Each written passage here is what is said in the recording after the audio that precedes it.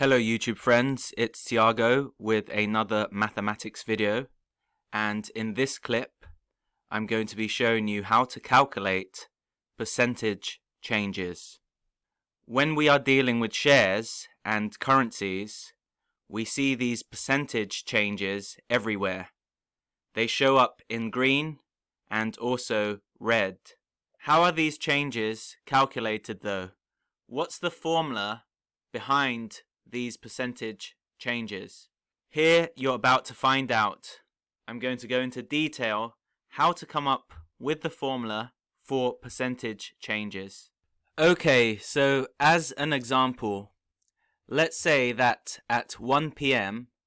on the 5th of October 2020, $1 was worth 77p in UK money. Then, let's say, at 1 p.m. on the 6th of October 2020, $1 is worth 80p in UK currency. How would we calculate the percentage change here? Well, to calculate the percentage change, we need a formula. And the best way to come up with a formula is to create some variables to describe what has taken place. So I've come up with some variables here. Y is going to be equal to the final value. That's the value on day 2. X is going to be the starting value, which is the value on day 1. And this triangle here is going to be called the percentage change. Now the relationship between these variables is y is equal to x plus percentage change over 100 multiplied by x. So that is your final value is equal to your starting value plus the percentage change over 100 multiplied by your starting value. Okay? And we can see here that if the percentage change is 100, right, you are going to end up doubling your starting value x, okay? Because you're going to have x plus x, which is 2x, okay? So if this triangle turns into 100, you've doubled your money basically. If it turns into 50, you have your original value plus half of your original value, and that would be a 50% change. So this is what this formula over here currently means. Now if we want the percentage change, we have to isolate this triangle over here, and in this clip I'm going to be showing you exactly how to do it so that we can get the percentage change equation. Okay, we need this triangle over here on its own. Let's say that y is equal to x multiplied by 1 plus triangle over 100. Okay? Let's simplify this equation above.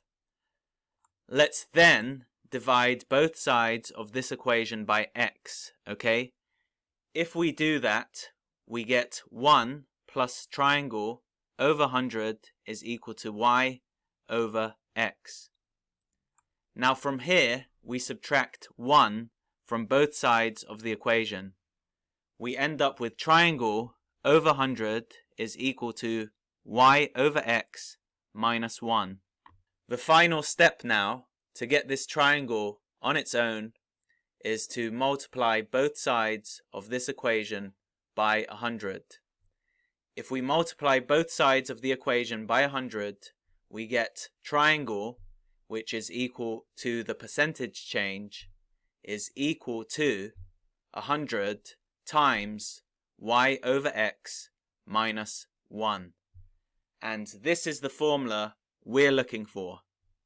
Now let's use that formula to calculate the percentage change between 0.77 and 0.80. We have our formula over here, and we are going to plug the values of y and x into it, and that should give us the percentage change. In this case, the percentage change is going to be equal to 100 times 0.80 over 0.77 minus 1. Let's see what this value is. So I've got this value over here in my calculator, and now I'm going to find out what it is simplified. I'm going to hit equals over here, and the calculator has given me 3.896,103,896. To 2 decimal places, that's 3.90. Okay, from the perspective of the value of the dollar going up, the percentage change is plus 3.90. Okay? That is the percentage change. Now we can check if this makes sense by multiplying our starting value by 3.90%. Okay? If we get 3 pence, which takes us up to 0.80 pence, we know that this formula has worked. So I've got this value over here on my calculator, 0.77 times 3.90%. If I get 3p, then this formula is a very good formula. There you go, 3p to 2 decimal places. 0.77 plus 0.03 is 0.80. Okay, so this percentage change is correct. To understand the formula even more, I would recommend dealing with negative changes and various different values. I hope this video has been useful to you, and if it has, do not forget to subscribe to my YouTube channel if you haven't already done so. There is a lot more work to come. Finally, if you'd like to receive more GCSE and A-level mathematics proofs, visit mathematics.proofs on Instagram. I post here nearly every day. Thank you very much indeed for watching this video, and I'll talk to you soon.